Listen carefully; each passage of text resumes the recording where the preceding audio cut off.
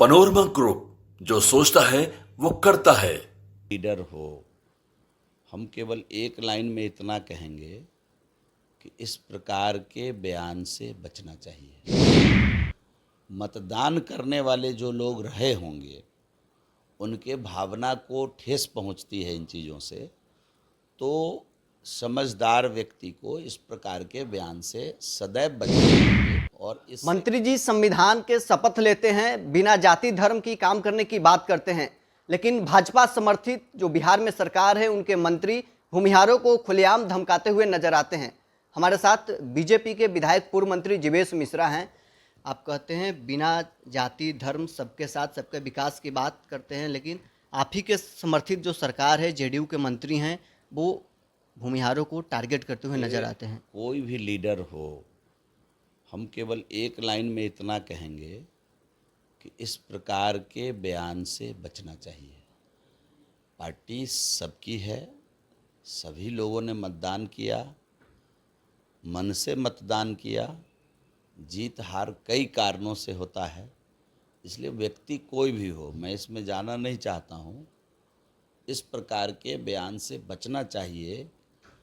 मतदान करने वाले जो लोग रहे होंगे उनके भावना को ठेस पहुंचती है इन चीज़ों से, तो समझदार व्यक्ति को इस प्रकार के बयान से सदैव बचना चाहिए। और इससे कहीं न कहीं गठबंधन का आगे भी नुकसान हो सकता है। इसलिए हमारा सुझाव है कि इस प्रकार के बयान से बचना चाहिए।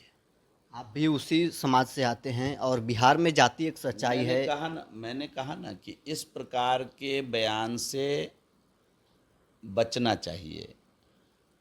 बस एक ही लाइन में मैंने कहा कि इस प्रकार के बयान से बचना चाहिए। अब दूसरा कोई इसमें सवाल जवाब है ही नहीं।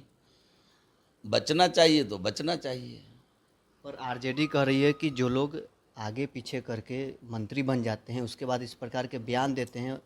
अब आरजेडी क्या कह रही है? आरजेडी तो आगे पीछे करके सरकार में शामिल हो गई। जनता तो हम लोगों को मैंडेट दिया था 20 में, और आरजेडी तो आगे पीछे करके सरकार में गलती से शामिल हो गई और सरकार को जितने ही दिन चलाई बदनाम करने का प्रयास की। तो आरजेडी के कहने से हम लोग चलने वाले नहीं हैं। हम लोग अपने नीति नियम और नेता से चलने वाले लोग हैं। इसलिए आरजेडी का सुझाव हमारे लिए न उपयुक्त है न अनुकरणीय है। 2025 का विधानसभा चुनाव भी है, इसका अशोक चौधरी का जो बयान है उसका असर दिखने कोई असर इसलिए नहीं पड़ेगा कि उन्होंने व्यक्तिगत अपनी कोई बात कही होगी। जिस समाज के बारे में उन्होंने कुछ अगर कहा है तो हम समझते हैं वह समाज काफ़ी पढ़ा लिखा समाज है इस राज्य का, और बुद्धिजीवी समाज में उसकी गिनती होती है। वो काल खंड परिस्थिति के हिसाब को देखते हुए कोई निर्णय लेता है। इसलिए राज्य हित राष्ट्र हित में जो निर्णय होगा, यह समाज जो है जिसको आप भूमिहार समाज कहते हैं, ये समाज राष्ट्रवादी समाज रहा है।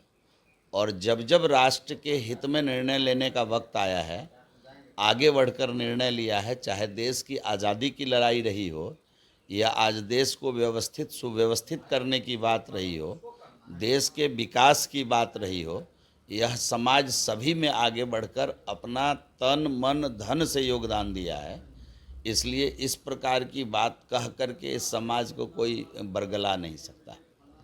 तो चलिए, पूर्व मंत्री बीजेपी विधायक जीवेश मिश्रा हमारे साथ थे। उन्होंने कहा है कि अशोक चौधरी अगर इस प्रकार के बयान देते हैं तो उनको बचना चाहिए। भारतीय जनता पार्टी सभी जाति सभी धर्म के लिए काम करती है और सबका साथ सबका विकास की भाजपा बात करती है। इसीलिए अशोक चौधरी को इस प्रकार के बयान से बचना चाहिए।